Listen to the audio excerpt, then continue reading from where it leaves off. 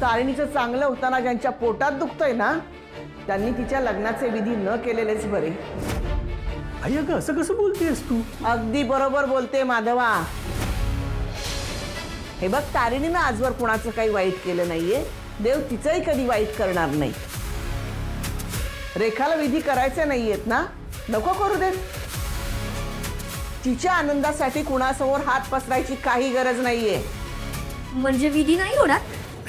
अरे रे, नाही, खांडेकरांनी खूप खर्च ते केलाय. माझं मी बघेन. पण आता कोणी कितीही प्रयत्न केले तरी तारिणीचं लग्न थांबणार नाही. हा सुमित्रा बेलसरेचा शब्द आहे, हे सगळ्यांनी लक्षात ठेवायचं.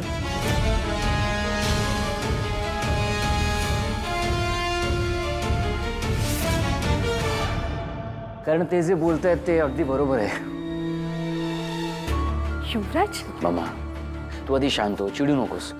ते काय बोलतायत ते नीट समजून घेण्याचा प्रयत्न करा. ते तू हे बोलतोय युवराज? हो, मीच बोलतोय. हे बघ, मलाही तो मुलगा पटत नाहीये, पण माझ्या मनात त्या मुलाबद्दल जेवढा राग आहे त्याच्यापेक्षा जास्त मला काळजी आहे खांडेकरांच्या प्रेस्टीजची. मीडियाच्या नंबर 1 चॅनलच्या घरचं लग्न आहे, सगळ्यांचं लक्ष आहे या लग्नावर. तू जर या पूजेला बसली नाहीस ना तर तो तर रस्त्यावरच आहे, त्याला काही फरक पडणार नाही, त्याचं काही नुकसान नाही आहे त्यात. पण आपण एवढ्या वर्षात जे नाव कमावलंय ते सगळं गमावून बसू. मामा, एका पूजेचा प्रश्न आहे फक्त. मनावर दगड ठेव आणि संपून टाका विषय. बघ, युवराज म्हणतोय म्हणून तरी कर, म्हणून तरी ऐक. मामा, या घरासाठी तू आजपर्यंत खूप केलंयस, करतेस आणि यापुढेही करणार आहेस. माझंही करणं. बस पूजेला आणि दाखवून दे खांडेकरांचं मन किती मोठं आहे ते. ठीक आहे, बसते मी पूजेला. सांगा काय करायचंय ते.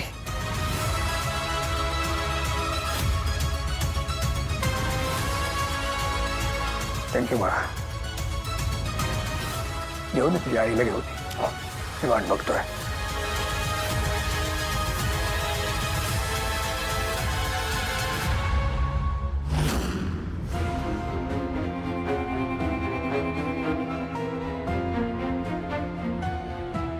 मला ना तुझं वागणंच कळत नाहीये युवराज. अरे, त्या मुलामुळे तुला एवढा त्रास झाला, तुझा हक्क गेला, आणि तरी सुद्धा तू हे बोलतोयस. हो, मीच असं बोलतोय. अरे, ज्या मुलाला आपण घरातून बाहेर काढण्याचे स्वप्न बघत होतो त्याच मुलाच्या डोक्यावर आज अक्षता टाकाव्या लागतायत, आणि तरी तू इतका शांत आहेस. तू पण शांत हो आधी आणि डोळे बंद कर. अरे काय? डोळे बंद कर मामा. बरं, ठीक आहे. आता नीट ऐक. आवाज येतोय. कसला? वादळ ओंगावण्याचा. म्हणजे? वादळ येणार आहे. हे लग्न थांबवण्यासाठी एक मोठं वादळ येणार आहे.